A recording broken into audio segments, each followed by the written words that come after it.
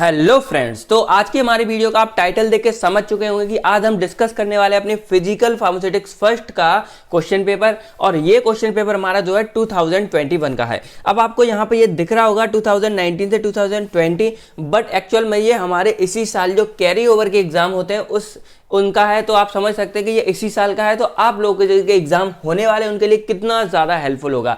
तो इसीलिए हमने सोचा है कि इस क्वेश्चन पेपर का जो हम सॉल्यूशन के साथ आप लोगों को प्रोवाइड कराएंगे। तो आज हम जो है इसका आपको कंप्लीटली सॉल्यूशन देने वाले हैं। बट इससे पहले मैं आपको बता दूं कि आप लोग जो है अपनी कॉपी पेन ये चीज आप लेके बैठे, क्योंकि दो वाले जो मैं आपको बताने वाला हूं आप साथ के साथ उसको जो है नोट डाउन करते रहें, या फिर आप स्क्रीनशॉट खींचेंगे तो फिर आप समझ सकते हैं बहुत ज्यादा स्क्रीनशॉट हो जाएंगे। सिंपल है, वीडियो को पुश करना, अपना क्वेश्चन समझ लेना, फिर इसको नोट कर लेना, बहुत ज्यादा ईजी है। तो आप अभी वीडियो को पुश कीजिए और अपनी जो है पेन कॉपी लेके साथ में अभी के अभी बैठिए। तो चलिए वीडियो को स्टार्ट करते हैं। तो हेलो फ्रेंड्स, मेरा नाम आकाश और आप देख रहे हैं केयरवेल फार्मा, और हम प्रोवाइड करते हैं आपको बी फार्मेसी के सभी free video lectures with hand written note. तो चलिए आज की वीडियो को स्टार्ट कर लेते हैं। तो यहाँ पे आपको क्वेश्चन पेपर दिख रहा होगा, ये वैसे तो पीसीआई के अकॉर्डिंग है। तो आप जो भी कॉलेज मतलब आपका अगर पीसीआई को फॉलो करता है तो ये क्वेश्चन पेपर आपके लिए बहुत ज्यादा हेल्पफुल है। अदरवाइज देखा जाए तो ये क्वेश्चन पेपर हमारे एकेटीयू यूनिवर्सिटी का है। तो एकेटीयू वाले तो इसको ये समझ लीजिए बहुत ज्यादा मतलब एक तरह से आपके लिए बोनस का काम करेगा, क्योंकि इसमें से बहुत सारे क्वेश्चन आपके फंसने वाले हैं।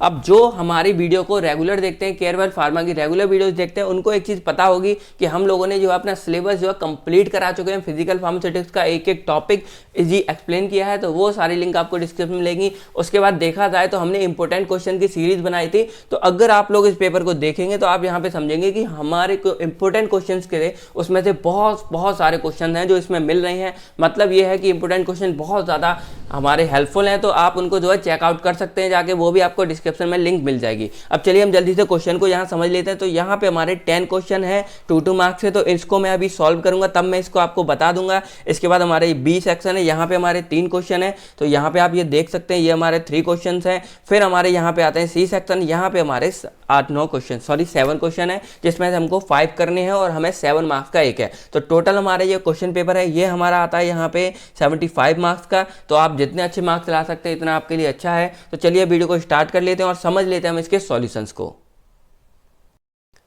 तो यहाँ पे आपको दिख रहा होगा physical pharmaceutics first question paper solution 2021।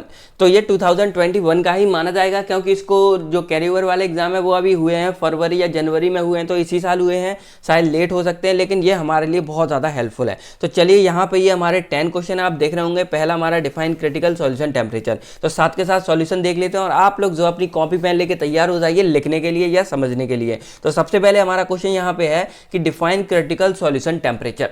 तो आपको यहाँ दिख रहा होगा कि आप ये समझिए कि कोई भी हमारे 2 सॉल्यूशन है जिसको हमने क्या किया, डिसॉल्व किया, लेकिन वो आपस में हमारे मिक्स नहीं हो रहे हैं। तो उस कंडीशन में क्या होता है, उनको हम बोलते हैं पार्शियली मिसिबल सॉल्यूशन। और अब हम क्या करेंगे, आपने ये सुना होगा अगर कोई चीज नहीं मिलती है, नहीं घुलती है, तो हम उसको हीट प्रोवाइड करेंगे, गर्म करेंगे। तो गर्म करने के बाद क्या होता है, वो चीज हमारी आपस में मिल जाती है। तो सेम यहाँ पे ये बोला गया है कि हम इसको क्या करेंगे, गर्म करेंगे। तो गर्म करके क्या कर रहे हैं, हम टेम्परेचर को इंक्रीज कर रहे हैं। तो एक ऐसा टेम्परेचर जिस टेम्परेचर पे क्या होगा, दोनों सॉल्यूशन हमारे जो है कंप्लीटली मिक्स हो जाएंगे, उस टेम्परेचर को यहाँ पे बोला गया है क्रिटिकल सॉल्यूशन टेम्परेचर।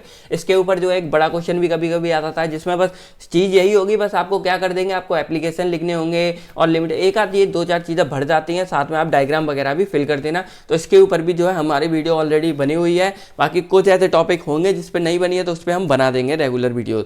तो ये चीज़ आप जाके चेकआउट कर सकते हैं डिस्क्रिप्शन में भी। बाकी यहाँ पे आप जो है इसको नोट डाउन कर लीजिए या स्क्रीनशॉट खींच सकते हैं। एग्जांपल देखा जाए तो एग्जांपल यहाँ पे जैसे फिनॉल प्लस वाटर, तो ये दोनों को जब हम आपस में मिलाते हैं तो ये कंप्लीटली मिक्स नहीं होते, एक पार्शियली मिसिबल सॉल्यूशन हमारा फॉर्म होता है। फिर अगर हम इसको हीट कराते हैं 66.8 डिग्री सेल्सियस तक, तब ये हमारा सॉल्यूशन है ये अच्छे से मिक्स हो जाता है और हमारा जो है होमोजीनियस मिक्सचर फॉर्म हो जाता है। तो इसीलिए इसको बोला गया है क्रिटिकल सॉल्यूशन टेम्परेचर। अब हमारा दूसरा क्वेश्चन यहाँ पे देख लेते हैं। तो हमारा दूसरा क्वेश्चन है difference between ideal and real solution. अब आइडियल सॉल्यूशन क्या होता है, सिंपल फ्रेंड्स है, इसमें वैसे तो बहुत सारी बातें आती हैं, लेकिन आपका जो पहला टर्म है जिससे आपको इन चीजों को याद रखना है वो हमारा सिंपल होगा राउल्ट्स लॉ। मतलब क्या है कि जो हमारे आइडियल सॉल्यूशन होते हैं दे ओबे राउल्ट्स लॉ, मतलब ये क्या करते हैं, हमारे राउल्ट्स लॉ को फॉलो करते हैं। और इसके बाद जो हमारे नॉन आइडियल सॉल्यूशन, अब इसमें बहुत कंफ्यूज रहता है, तो ये आप अभी इससे दिमाग में डाल लीजिए कि real solution is equal to non ideal solution और non ideal solution is equal to real solution.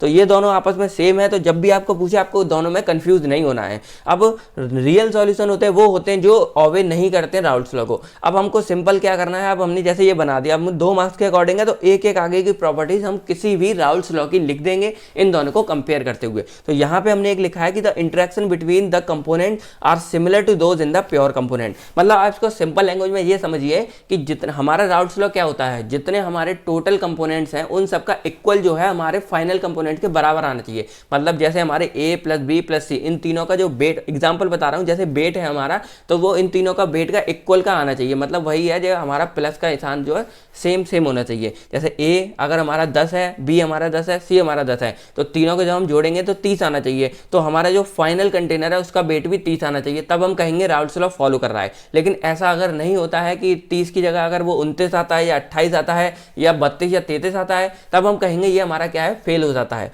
तो रियल सॉल्यूशन एक्चुअल में वही होते हैं कि कुछ भी परफेक्ट नहीं होता है। आज की दुनिया में कुछ ना कुछ कहीं ना कहीं कोई कमी होती है, इसलिए उसको यहाँ पे रियल सॉल्यूशन नाम से भी जाना जाता है, क्योंकि वो एक्चुअल है, वो रियल है, क्योंकि वहां पे वो चीज़ है पूरी फॉलो नहीं कर रही है इस चीज़ को।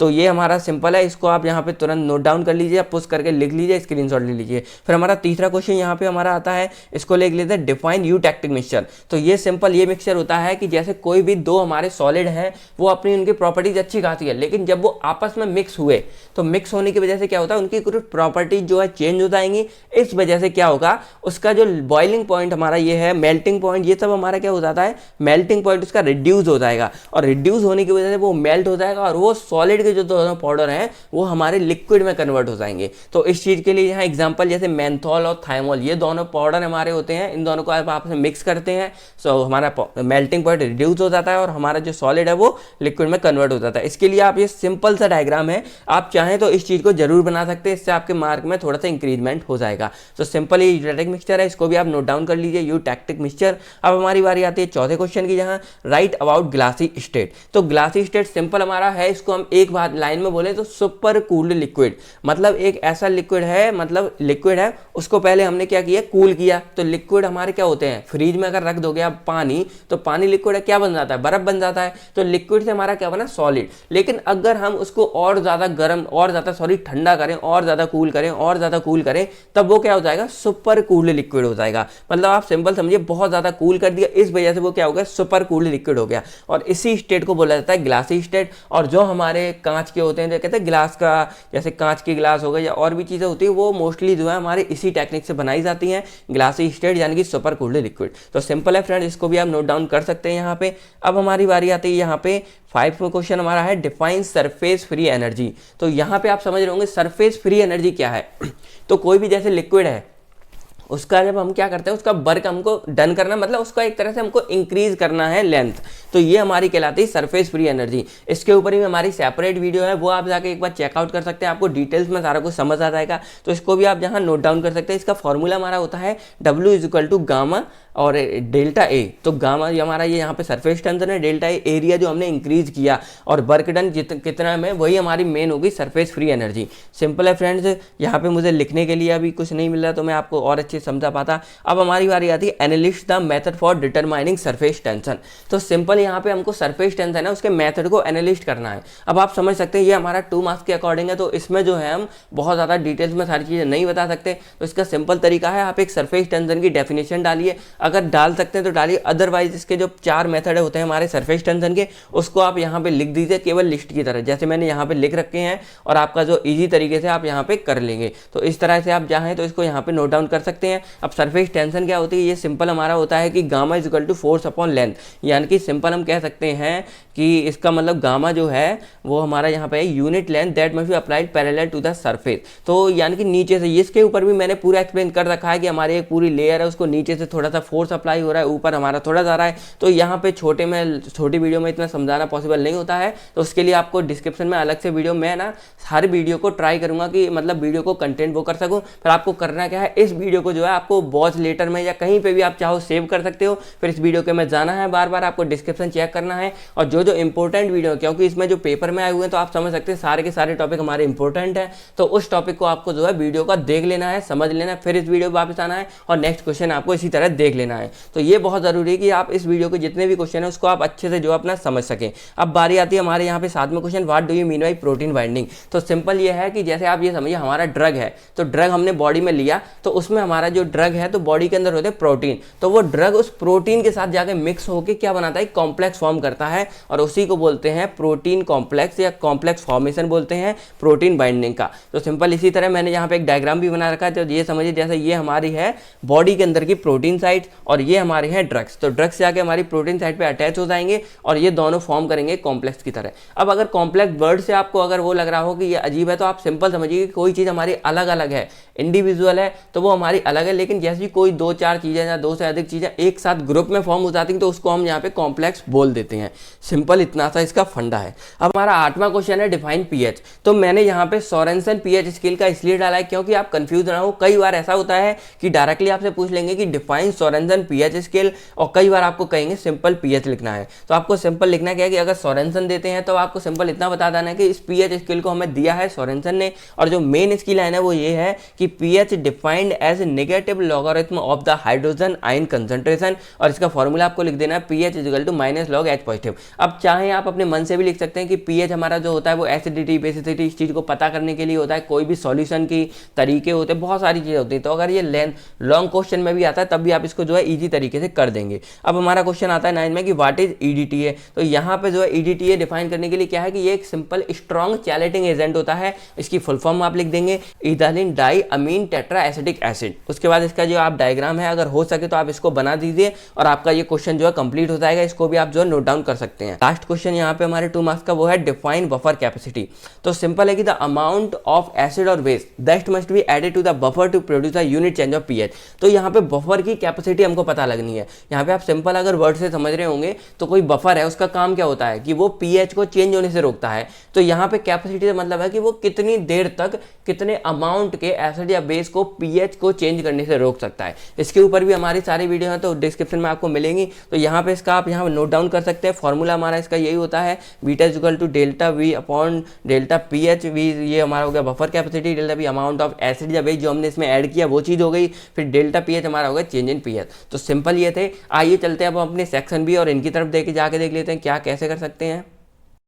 चलिए तो अब हम अपने क्वेश्चन पेपर के पास वापस आ चुके हैं। अब यहाँ पे आपको सेक्शन बी दिख रहा होगा, तो इस चीज को मैं आपको बता देता हूँ कि कौन से यूनिट में कैसे आपको मिलेगा। बाकी इसका सॉल्यूशन जो है मतलब एक्सप्लेन जो है वो हम आपको डिस्क्रिप्शन में दे देंगे और नोट कैसे मिलने वाले वो भी हम आपको बता देते हैं। तो यहाँ पे आपको देखिए पहला हमारा क्वेश्चन है define distribution law explain it's limitation and application. तो डिस्ट्रीब्यूशन लॉ सिंपल हमारा वो था कि जब कोई 2 सॉल्यूशंस हैं उसमें हमको क्या करना है, पता लगाना है कि कोई ड्रग को बारे में लायोफिलिक है कि हाइड्रोफिलिक है। तो आप उस सॉल्यूशन को उसमें सॉल्यूट पार्टिकल यानी कि उस ड्रग को उसमें डालेंगे, फिर उसको हम मिक्स करेंगे, उसके बाद हम उसको डिस्ट्रीब्यूट करेंगे, मतलब 50 ml अलग निकालेंगे, 50 ml अलग निकाल लेंगे, फिर हम देखेंगे कि वो कितना होगा। तो इस चीज़ का जो मतलब अलग से एक्सप्लेनेशन है वो हम आपको दे देंगे। फिर हमारा दूसरा है capillary rise method of determining of surface tension. तो ये भी हमारा अलग से पूरी वीडियो है, ये आपको बहुत अच्छे से समझ आने वाली है। फिर एक्सप्लेन आइसोटोनिक सॉल्यूशन, ये बहुत ज़्यादा है, इसके मेथड ऑफ आइसोटोनिसिटी ये भी बहुत ज़्यादा इंपॉर्टेंट है। तो ये सारी चीज़ें आपको मैं नीचे डिस्क्रिप्शन में दे दूंगा, किस तरह आपको इसकी सेपरेट एक वीडियो मिलने वाली है। तो ये क्वेश्चन 10 नंबर में आया है